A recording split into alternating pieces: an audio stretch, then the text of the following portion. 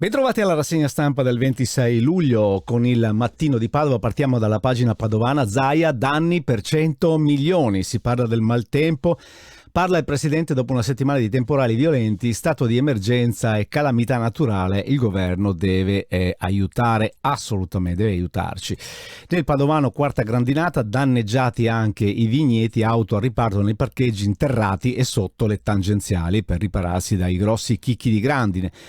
Delitto di Padova, un solo fendente al cuore della vittima, furia sui feriti, ma una raffica di coltellate e altre notizie di cronaca. Cede la guida a un sedicenne, l'auto finisce fuori strada a Santa Giustina in Colle, morì travolto dallo scolabus. In 3 rischiano il processo a San Martino di Lupri. E dal 1 settembre il biglietto turistico per città e terme. Questa è una novità di cui si è parlato già. Andiamo a vedere il Gazzettino.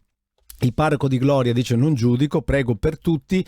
Maltempo e il nord devastato. Veneto, Friuli e Lombardia, stato d'emergenza, Zaia, feriti e danni ingenti, calamità per l'agricoltura. E vedete qui è pazzesca la fotonotizia. Friuli, piovono massi di ghiaccio, massi. Vedete che, ma anche più grossi di questo se ne sono visti nelle foto portate dai social. Andiamo su Corriere del Veneto, sassi e grandine, anche qui si parla molto del maltempo, decine di feriti, Zaia segnalazioni di blocchi di a 150 grammi, è vero, li abbiamo visti tutti, 2 persone gravi, campagne in ginocchio. Aiuto, l'auto, spopolano i kit da difesa che poi a un certo punto sembra che stiano in grado di bucare certi massi, anche questi.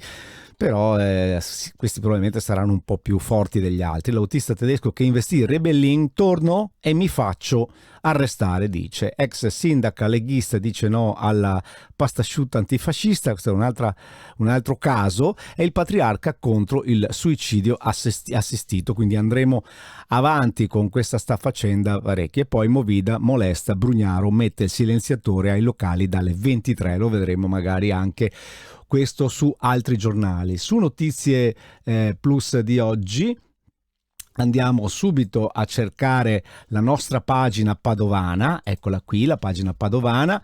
Vedete, sequestro, appuntamento a luci rosse in centro. E poi è iniziata la rimozione, un appartamento di cinesi che facevano altre cose, insomma, oltre che abitarci.